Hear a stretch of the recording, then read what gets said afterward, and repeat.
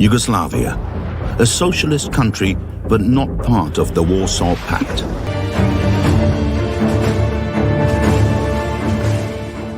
ዩጎስላቪያ የብሔር ፖለቲካን አስከፊነት ማሳያ፣ የመበታተን ተምሳሌት፣ የፖለቲካ ቀውስ ጅማሩ ማጣቀሻ ናት። ከዚች ሀገር መፈራረስ በኋላ የዓለማችን በርካታ ሀገራት የብሔር ፖለቲካን በሕግ አግደዋል። ብሔርተኞችንም ያለምንም ማመንታት እስር ቤት ከርችመዋል። እንደ አውሮፓ አቆጣጠር በ1990ዎቹ መጀመሪያ ላይ ዩጎስላቪያ ከደቡብ ምስራቅ አውሮፓ ሀገራት በቆዳ ስፋቷም ሆነ በሁለንተናዊ እድገቷ የሚሰካከላት አልነበረም።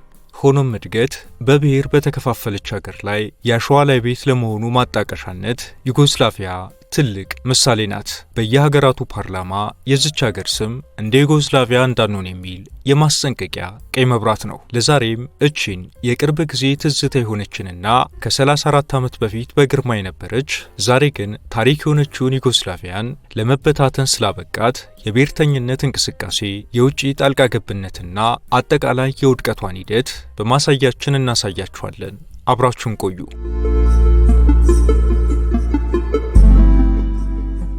በናዚ ስር የወደቀችው ዩጎስላቪያ ከናዚ መውደቅና ከሁለተኛው ዓለም ጦርነት በኋላ ነጻ ስትወጣ ጆሲፕ ብሮዝ ቲቶ የተባለ ሰው የሚመራው የኮሙኒስት ፓርቲ ስልጣኑን ተቆጣጠረና ሀገሪቱን ማስተዳደር ጀመረ። ዩጎስላቪያን ከ1943 እስከ 1980 ድረስ በጠቅላይ ሚኒስትርነትና በፕሬዝዳንትነት ያስተዳደረው ጆሲፕ ብሮዝ ቲቶ 1974 ላይ ለሀገሪቱ መጥፊያ የሆነ አዲስ ሕገ መንግሥት ረቆ በሥራ ላይ ዋለ። ከሕገ መንግሥቱ ድንጋጌዎች ውስጥ በፌዴራል መንግሥቱ ስር የሚተዳደሩት የሀገሪቱ ክልሎች ራስን በራስ የማስተዳደር አቅምን ወይም ራስ ገዝነትን አብልጦ የሚፈቅድና የፌዴራል መንግሥቱን ቁጥጥር የሚገድብ ነበር። የዩጎስላቪያ ግዛቶች በራስ ገዝነት መተዳደራቸው ፖለቲካዊ ስህተት አልነበረውም። ሆኖም ግን የክልሎቹ አፈጣጠር ለዚህ አይነቱ አስተዳደር የሚሆን አልነበረም። ምክንያቱም ለምሳሌ የሰርቢያ ግዛት አብዛኛውን ሰርቢያዎች ብቻ የሚኖሩበትና ጥቂት ሌሎች ብሔረሰቦች የሚኖሩበት ነው።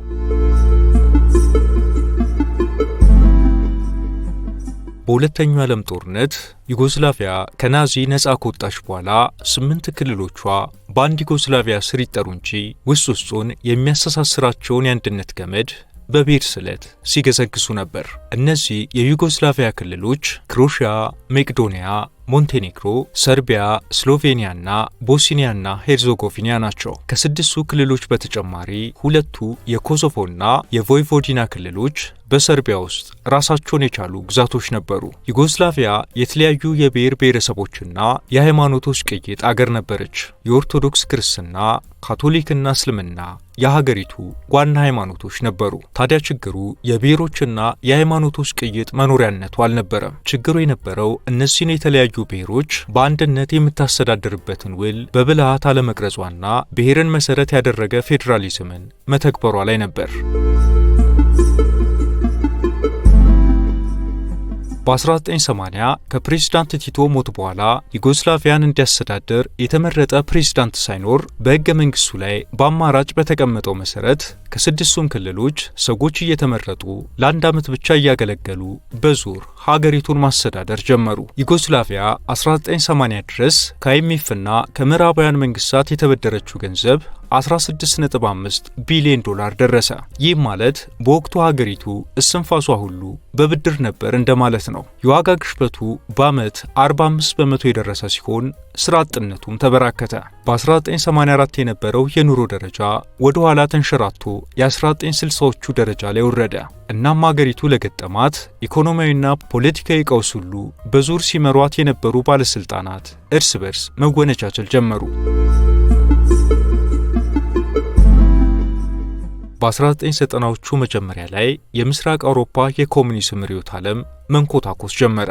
በዚህም በዩጎስላቪያም የኮሙኒዝም መውደቅና የብሔር አቀንቃኞች ነጥሮ መውጣት በአንድ ላይ ሀገሪቱን ውጥረት ውስጥ ከተቷት። ያለ መሰረት እስካስመዘገበችው እድገቷ ከፍተኛ የፖለቲካና የኢኮኖሚ ቀውስ ውስጥ ገባች። ጥራዝ ነጠቅ ብሔርተኞች በውሎ አዳር በሚጎመሩት ተቃራኒ ማዕከላዊ መንግስቱ አቅም በማጣት በፍጥነት መዳከም ጀመረ። በአንድ በኩል የክልሎቹን ፍጹም የሆነ ነጻነት የሚጠይቁ፣ በሌላ በኩል ደግሞ በክልሎቹ ውስጥ ለተወሰኑት የበለጠ የራስ ገዝ ስልጣን እንዲሰጣቸው የሚገፋፉ የፖለቲካ ፓርቲዎች ተበራከቱ። በዩጎስላቫዊነት ለብሔራዊ ጥቅም የተሾሙ ባለስልጣናት ቃለ መሐላቸውን ዘንግተው ከብሔራቸው ጉያ ገቡ።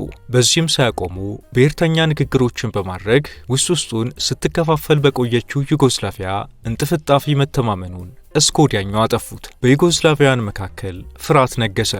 ሁሉም ያለበትን አካባቢ ይዞ መጎተቱን ተያያዘው። በዩጎስላቪያ ላይ እንደ ሀገር አንድ ውሳኔ ለማስተላለፍ የክልል ተወካዮች ድምጽ መስጠት ይኖርባቸዋል። እናም የክልሎቹ ፕሬዝዳንቶች ዩጎስላቪያን እንደ አንድ አትራፊ የሚያደርጋትን ሳይሆን ከክልላቸው አንጻር በሚወስኗቸው ሐሳቦች በምንም ነገር ላይ መግባባት አልተቻለም። በዩጎስላቪያ የሚገኙ የመገናኛ ብዙሃን በተለይም የቴሌቪዥን ጣቢያዎችና ዕለታዊ ጋዜጦች ዩጎስላቪያ የሚለውን ብሔራዊ ስም ከልሳናቸው በማስወገድ የሚገኙባቸው የክልሎቻቸውን ስራዎችና ተቃውሞዎች መለፈፍ ጀመሩ። በዚህ መሃል ግን ዩጎስላቪያን እንደ ሀገር ሊያስቀጥሉ እንደማይችሉ የሚታወቁ የይስሙላ ምክክሮች፣ ሞዴሎችና የኮንፌዴሬሽን አማራጮች ላይ ሰፊ ክርክሮችና ውይይቶች ይደረጉ ነበር። ብሔርን መሰረት ያደረገ አከላለል ባለባት ዩጎስላቪያ የፖለቲካ ፓርቲዎችም መሰረታቸውን ብሔር ላይ ማድረጋቸው የሚጠበቅ ነበርና የስድስቱ ክልል ወይም የኮንፌዴሬሽኖቹ ነዋሪዎች ቢደግፉ ብሔራቸውን፣ ቢደገፉ በብሔራቸው ሆነ። ከ1990 በኋላ ሀገሪቱ ግልጽ በሆነ መልኩ በብሔር ተከፋፍላ ቀኗን መጠበቅ ጀመረች። እንደ አውሮፓ አቆጣጠር በ1991 ለዩጎስላቪያ መፍረስ እንደ መጀመሪያ ምክንያት የተቀመጠው ስሎቫኒያና ክሮሺያ ግዛቶች ያቀረቡት ክስ ነበር። ክሱም የሰርቢያ ግዛት ሰዎች የመንግስትን ዋና ዋና ቦታዎች ማለትም ወታደራዊና የፋይናንስ ቦታዎችን ፍትሐዊ ባልሆነ መልኩ ተቆጣጥረዋል፣ ስለዚህም ቦታው ላይ ክለሳ መደረግ አለበት የሚል ነበር። የወቅቱ የሰርቢያ ክልልን በመልሶ ማጥቃት ስሎቬኒያና ክሮሺያ ክልሎች የመገንጠል ሐሳብ አላቸው፣ ለዚህ ነው መሰረተ ቢስ ክስ ያቀረቡት አለች። ለነዚህ ክሶች ማዕከላዊ መንግስቱ ምንም አይነት ዳኝነት ሳይሰጥ በዝምታው ቀጠለ። ሆኖም የዩጎስላቪያ የክልሎች ስንጥቃት እየሰፋ ሄደ። በወቅቱ ክልሎቹ በስውር የውጭ እጆች እየተፈለቀቁ እንዳሉ የሚገልጹ ነበሩ። ከክልሎች በሚወከሉትና በዙር የሚመራው የዩጎስላቪያ ማዕከላዊ መንግስት በርካታ የአስተዳደር ችግሮች ነበሩበትና በክልሎቹ ገመድ ጉተታ መዳከሙ ብሶበት ራሳቸው ብሔርተኝነትን አቀንቃኞች በውክልናም ቢሆን የማዕከላዊ መንግስቱን ስለሚመሩት የማዕከላዊ ስርዓቱ በግዛቶቹ ጉልበት ተበልጦ በየአቅጣጫው ለመሄድ ሲያቆበቁቡ በአቅመቢስነት ተመለከታቸው። እንደ አውሮፓ አቆጣጠር ሰኔ 25 ቀን 1991 ከስድስቱ ክልሎች ስሎቫኒያ በራሷ መሄዷንና ሀገር መሆኗን አወጀች። ማዕከላዊ መንግስትም ምን ሲደረግ አለና ለሌሎችም የመሄድ ሐሳብ ላላቸው ትምህርት ለመስጠት ጦሩን ስሎቫኒያ ላይ ያዘመተ። ለተከታታይ 10 ቀናትም እጅግ ደም አፋሳሽ ጦርነት ከተደረገ በኋላ ያልተጠበቀ ሆነ። ማዕከላዊ መንግስቱ በስሎቫኒያ ጦር ኃይሎች ድል ተመቶ የተረፉ ወታደሮቹንና ትጥቁን ሰብስቦ ከስሎቫኒያ ግዛት ወጣ። በዛውም በስሎቫኒያ ስር የነበረችው ክሮሺያ ያለምንም ደም መፋሰስ ከስሎቫኒያ ተነጥላ ሀገር መሆኗን አወጀች። ሆኖም ግን በክሮሺያ ውስጥ ይኖሩ የነበሩ አናሳ የሰርቢያ ሰዎች ከክሮሺያ ይልቅ በሰፊዋ ዩጎስላቪያ ስር መተዳደርን በመምረጥ የክሮሺያን ሀገርነት አንቀበልም አሉ። በዚህም ክሮሺያ ሀገር ነኝ ባለች ሰሞን በአመፅ መታመስ ጀመረች። በክሮሺያ ውስጥ የነበሩ የሰርቢያ ሰዎች በቁጥጥራቸው ስር የነበረውን የክሮሺያን 1/3 የሚሆን መሬት የሰርቢያ ነው የሚል አዋጅ አውጥተው መስመር ለማስመር ሞከሩ። ይህኔ ክሮሺያዎች በምድራቸው ላይ የሚኖሩ የሰርቢያ ሰዎች ላይ ዘመቱ። በወሰዱት እርምጃ የሰርቢያ ዘሮችን ከክሮሺያ ምድር መንጥሮ አባረሩ። እንደ አውሮፓ አቆጣጠር በ1991 ክሮሺያና የሰርቢያ ሰዎች በመሬት ይገባኛል ቅልጥ ያለ ጦርነት ውስጥ ገቡ። በ1992 መጀመሪያ ላይ የተባበሩት መንግስታት ድርጅት ጣልቃ ገብቶ ተኩሱ በቁጥጥር ስር ዋለ። ሆኖም የክሮሺያ ባለስልጣናት ግዛታቸውን ለማስጠበቅ የወታደር ምልመላና የጦር እንቅስቃሴያቸውን አጠናክሮ ቀጠሉ። እንደ አውሮፓ አቆጣጠር በ1995 የበጋ ወቅት የክሮሺያ ጦር ከምስራቃዊ ስላቮኒያ ተብሎ ከሚጠራው ቦታ በስተቀር ሁሉንም ቦታዎች በእጁ ለማስገባት ከባድ የሚባል ውጊያ ያደረገ።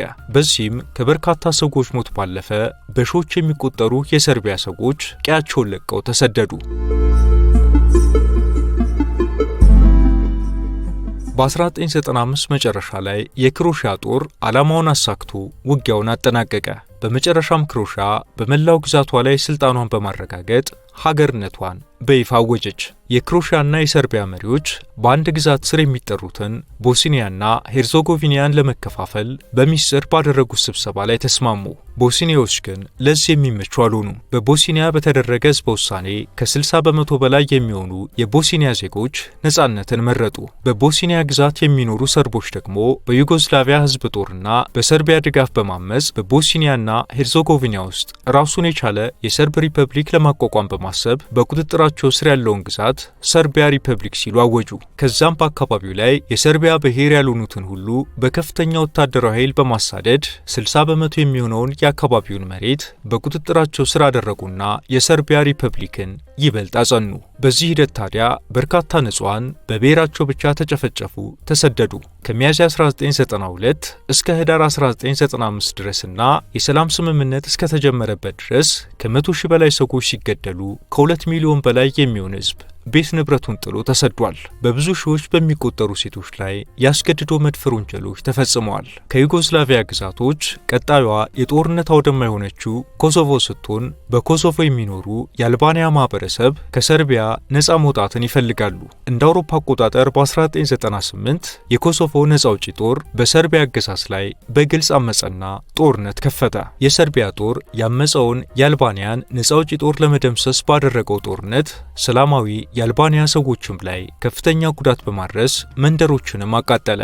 በዚህም በኮሶቮ ይኖሩ የነበሩ የአልባንያ ማህበረሰብ አባላት በየአቅጣጫው ተሰደዱ። እንደ አውሮፓ አቆጣጠር በ1999 መጀመሪያ ላይ ቀውሱን ለማስቆም ዓለም አቀፍ ስምምነት ለማድረግ የተደረገው ሙከራ ስላልተሳካ የኔቶ ጦር በኮሶቮና በሰርቢያ የጦርነት ቀጠናዎች ላይ 78 ቀናት የፈጀ የአየር ላይ ጥቃት በሰርቢያዎች ላይ አካሂዷል። የሰርቢያ ኃይሎችም በኮሶቮ ይኖሩ የነበሩ አልባናውያን ሰላማዊ ዜጎችን ማሳደዱን አጠናክረው ቀጠሉበት። በመጨረሻም የሰርቢያው ፕሬዝዳንት ስሎቦዳን ሚሎሶቪች ወታደሮቻቸውንና ፖሊሶቻቸውን ከኮሶቮ ለማስወጣት ተስማሙ። በዚህም ወደ 750 ሺህ የሚጠጉ የአልባንያ ስደተኞች ወደ ቤታቸው ተመለሱ። እንደገና ደግሞ በኮሶቮ ይኖሩ የነበሩ 100 ሺህ የሚጠጉ ሰርቦች የአልባንያዎችን በቀል በመፍራት ግዛቱን ጥለው ተሰደዱ። በሰኔ 1999 ሰርቢያ የኮሶቮን ግዛት በባላደራነት ዓለም አቀፍ አስተዳደር ለማስተዳደር ተስማማችና ኃላፊነቱን ወሰደች። ነገር ግን ዛሬም ድረስ የኮሶቮ ግዛት የመጨረሻ ደረጃ አሁንም ያለ መፍትሄ ተንጠልጥሎ ቀርቷል። እንደ አውሮፓ አቆጣጠር 2001 ላይ መቄዶንያ ያለምንም ደም መፋሰስ ራሷን ችላ ሀገር ብትሆንም በውስጧ ካሉት የአልባንያ ብሔሮች ውስጥ ራሱን የአልባንያ ነፃ አውጪ ጦር ብሎ የሰየመ ታጣቂ ቡድን ተመሰረተና የአልባንያ ሰዎች የሚኖሩባቸው አካባቢዎችን ለመገንጠል ከመቄዶንያ የጸጥታ ኃይሎች ጋር ጦርነቱ ውስጥ ገባ። ከበርካታ የትጥቅ ትግል በኋላ በተደረሰ ስልጣን የመጋራት የፖለቲካ ስምምነት የአልባንያ ታጣቂዎች ትጥቃቸውን ፈተው በኔቶ ልዩ ክትትል ውስጥ ገቡ። አስገራሚው ነገር ግን የተባበሩት መንግስታት ዩጎስላቪያ በዛ ልክ ስትታመስ ምንም አይነት የመብት ሐሳብ ሳያቀርብ ከሀገሪቱ ለፈለሱት ግዛቶች የሀገርነት እውቅና የሰጠበት ፍጥነት ነው። በአንድ ዓመት ውስጥ በ1992 ላይ ለክሮሺያ፣ ስሎቫኒያና ቦስኒያ የሀገርነት እውቅና ሰጥቷቸዋል።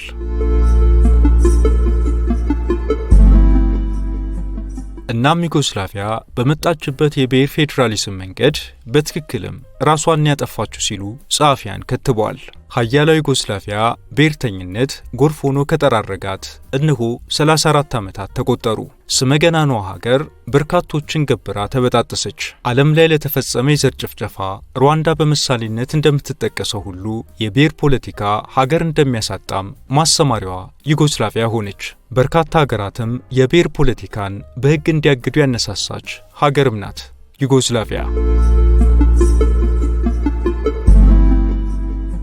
አብራችሁን ስለቆያችሁ እናመሰግናለን።